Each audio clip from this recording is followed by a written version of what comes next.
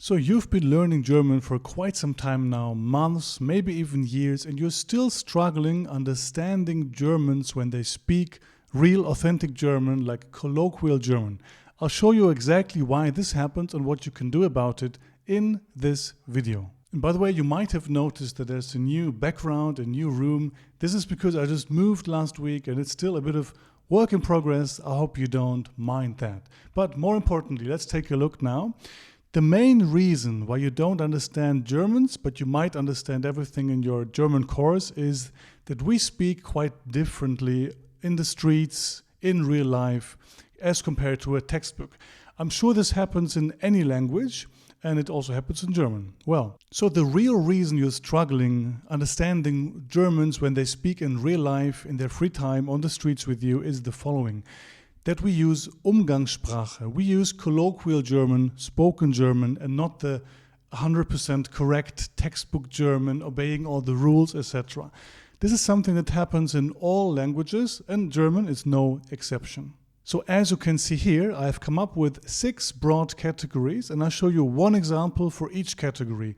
The standard German version and then the spoken German version, Umgangssprache. So the categories are Grammatik und Strukturen, grammars and structure, Modalpartikeln, modal particles, Aussprache, pronunciation, Jugendsprache und slang, so like teenage German, the way that very young people speak, and slang, regionale Unterschiede, regional differences, and last but not least, a very important category actually, Wortschatz, vocab. So as I've mentioned previously, I can only show you one example each, otherwise it would be like a 10-hour video. So let's take a look. The first category is Grammatik und Strukturen, grammar and structures. So this sentence, ich habe ihn gestern auch schon gesehen. I've already seen him yesterday, or I already saw him yesterday. So I see him now, but I already saw him yesterday. How would that change in spoken German for grammar? You know, these personal pronouns, er, sie, es, or here is ihn, because we have the accusative form. These personal pronouns, they change quite a bit. In spoken German, we tend to use these forms. They are the demonstrative pronouns, and they are the same as the articles actually. So we would say something like, ich habe den gestern auch schon gesehen, instead of ihn. And more commonly, when we do use these forms, we start with the pronoun. So den habe ich gestern auch schon gesehen. So that's how it could sound in spoken German. So basically we are using den instead of ihn, and it's very, very common to start with these pronouns then. And these forms are the same as the articles. Another thing that I've done here is I've changed the ich habe to ich hab. Now that's more something for the next category, Aussprache, but I wanted to do here as well. So, den habe ich gestern auch schon gesehen. It's not something you learn in your German courses, but it's something that we use a lot in daily life. Next category is a big one, and that's Modalpartikeln. So the modal particles. These are the short words, the tiny words that you already know. They're very basic words like ja, aber, and then. But here, as a modal particle, they have a completely different meaning. I'm sure you've heard about those modal particles in your German course. So, for example, das ist teuer. We could change it. We could add a word. Das ist aber teuer. So the aber, it doesn't mean but here. It doesn't have the first meaning that you've learned in your A1 course. It has a different meaning. And the good news about these modal particles is that you can omit them, so you don't have to use them, but they are super, super common for spoken German. So native speakers use them a lot, and you should start using them if you want to sound more native-like. So what do these modal particles do? Well, actually, they don't really change the meaning of the sentence, they just give it color, so to speak. So what do I mean by that? I basically mean that it gives the sentence some kind of emotion. It shows surprise, anger, interest, etc. Here it shows surprise. Wow, this is expensive. Wow, it's really expensive. So, das ist aber teuer. It's hard to translate. I would even go as far as to say it's impossible to translate, but it basically shows surprise. Without it, not wrong at all, with it, you will sound way more German. And that's one of the many modal particles that we have. The next category is Aussprache, pronunciation. In most languages, we change things up slightly when we speak in like the spoken language, and basically things get shortened, things get swallowed, and so on and so on. For example, ich nehme noch ein Bier bitte. That's the version that you learned in your German course. But how would most Germans say this sentence? They would say something like, ich nehme, first of all, the first person singular I. Many times we don't say it, the same as I've shown you here in our first example, hab instead of habe. But actually, the main point I want to make here is something else.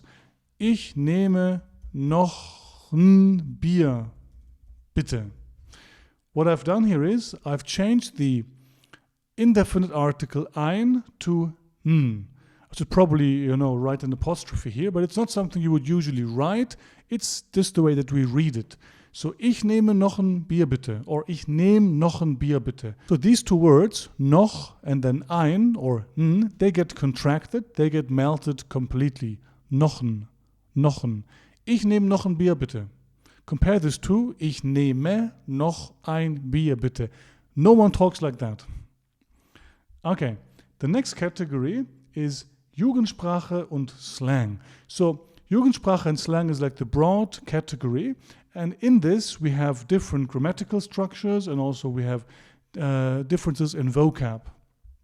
But these things, these changes, they're specific to young people, like teenagers.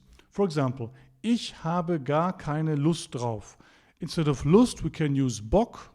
This alone could also be in the last category, Wortschatz, because ich habe keinen Bock. It's spoken, is colloquial for ich habe keine Lust. This could be one change, but let's change it even more. Ich hab, there is the first person singular I missing again. Ich hab null Bock drauf. So the main focus I want to have here is the null. Let's highlight this. So ich hab gar keine Lust. Ich hab null Bock drauf. So this negative article, kein, or here keine, we can replace it with null, the number 0. 0, 1, 2, 3, 0, 1, 2, 3. Okay? So ich hab null Bock drauf. And we use it in front of a noun, an uncountable noun. Ich hatte gestern null Spaß. I didn't enjoy myself at all. I had zero fun. Similar to English, you can also use zero in that sense, I guess, for spoken English. Ich hab null Bock drauf. Sometimes we even use it with the verb. Ich hab das null kapiert. I didn't understand this at all. And there's one more tiny thing I've changed. I omitted the A here. So rather than darauf, I wrote drauf. This would be again a change that's more specific to Aussprache, pronunciation. Now the next category is regionale Unterschiede. So whether you live in Bavaria or in Schwaben, Baden-Württemberg, or in Berlin or in Hamburg, there are differences that still belong to the Umgangssprache, colloquial German, but they only happen in this region. So let's take a look. Kommst du heute Abend auch? Let's use Schwäbisch. You know, if you live in the south, Stuttgart, Ulm, or the Bodensee region, you might live in a part of Germany where people speak the Schwäbisch dialect. So there will be something like kommst heute Abend auch? So if this was a formal scenario, the person would try to speak, standard German, kommst du heute Abend auch? But these people down in the south, in Schwaben, they would say it like this, kommst heute Abend auch? There is no du, that's not a mistake. Kommst du is okay, but people down there mostly leave out the du in this case. Kommst heute Abend auch? So if you don't live in Schwaben, this might not be very relevant to you, but I'm sure wherever you live, there are things that are colloquial and that are specific to your region. So we have these regionalisms. And then the last area is actually a very big area, a very big, very broad category, and that's Wortschatz, vocab. So this applies to words by itself, but also like phrases, expressions, and even idioms. So let's take a look. Hat sich gestern Abend blamiert. So he embarrassed himself last night. Sich blamieren, that's the standard German version. And we could say something like, hat sich gestern Abend zum Affen gemacht. So you might know the animal der Affe, that's ape or monkey, and the phrase sich zum Affen machen means sich blamieren.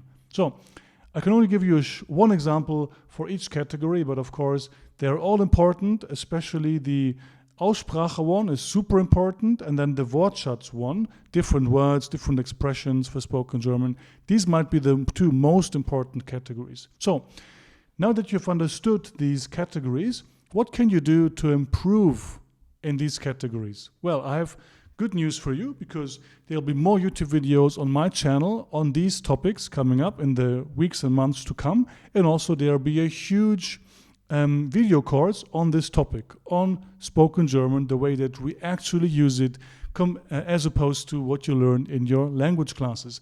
And the other thing you can do is obviously listen to people and focus on the differences. Now, what do they say differently? And then you can look these things up or talk to your German teacher. And also, it's a good idea to watch movies, because in most movies and TV shows, people speak in a colloquial way. Because in most movies and TV shows, people speak in a very spoken way. So watch YouTube videos, watch Netflix shows and things like that, and you'll be exposed to many of these things. All right, that's it for today, for the introduction to spoken German. I'll see you in the next video. Bis bald.